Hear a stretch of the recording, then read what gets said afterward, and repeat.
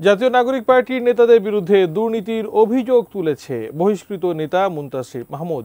এমনকি তথ্য ফাঁসের হুমকি দিয়ে গতকাল রাতে এনসিপির সদস্য সচিব আখতার হোসেনকে ক্ষমা চাওয়ার জন্য 1 ঘন্টার আলটিমেটামও দিয়েছেন তিনি।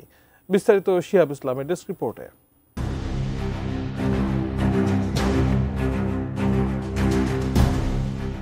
জুলাই গণঅভ্যুত্থানের পর গঠিত দল জাতীয় নাগরিক পার্টি এনসিপিকে ঘিরে দেখা দিয়েছে নতুন বিতর্ক। এবার দলটির সদস্য সচিব আখতার হোসেন ও কয়েকজন নেতার বিরুদ্ধে দুর্নীতি সহ একাধিক অনিয়মের অভিযোগ এনেছেন দলীয় শৃঙ্খলা ভঙ্গের অভিযোগে বহিষ্কৃত নেতা মুনতাসির মাহমুদ।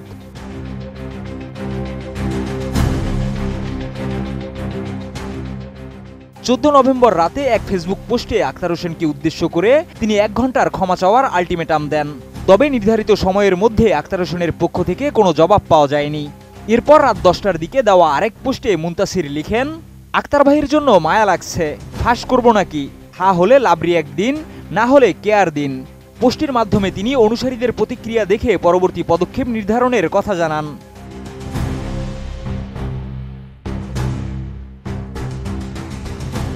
পরে প্রায় 1 ঘন্টার ফেসবুক লাইভে মুনতাসির বিভিন্ন অভিযোগ তুলে ধরেন।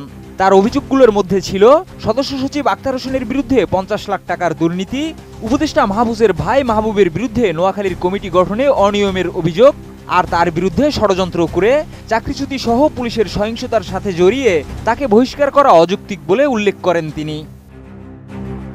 নতুন বাংলাদেশ গড়তে এলো জুলফিকার স্টিল। জুলফিকার স্টিল, ইস্পাত দৃঢ় অঙ্গীকার।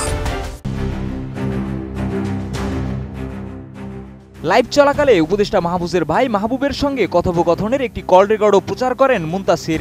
সেখানে নোয়াখালীতে এনসিপির কমিটির বিষয়ে তাকে গণতন্ত্র নিয়ে অকথ্য ভাষায় গালি দিতে শোনা যায়।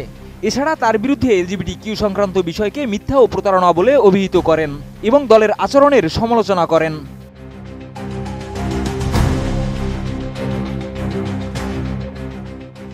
তবে নানা অভিযোগ ও হুমকির পরও কোনো নথি প্রকাশ করে প্রমাণ দেখাতে পারেননি মুনতাসির। তাই এনসিপির বিরুদ্ধে বহিষ্কৃত নেতার এমন দাবি ঘিরে চলছে নানা আলোচনা সমালোচনা। এদিকে মুনতাসিরের অভিযোগের বিষয়ে এখনো পর্যন্ত এনসিপি সদস্য সচিব আখতার হোসেন বা উপদেষ্টা মাহফুজ কেউই আনুষ্ঠানিকভাবে কোনো মন্তব্য করেননি। এর আগে রেড ক্রিসেন্ট সোসাইটির চেয়ারম্যানের পদত্যাগের দাবি করে বিক্ষোভ করায় শৃঙ্খলা ভঙ্গের অভিযোগে এনসিপি থেকে বহিষ্কার করা হয় মুনতাসিরকে। পাশাপাশি রেড ক্রিসেন্ট থেকে চাকরিটিও হারান তিনি।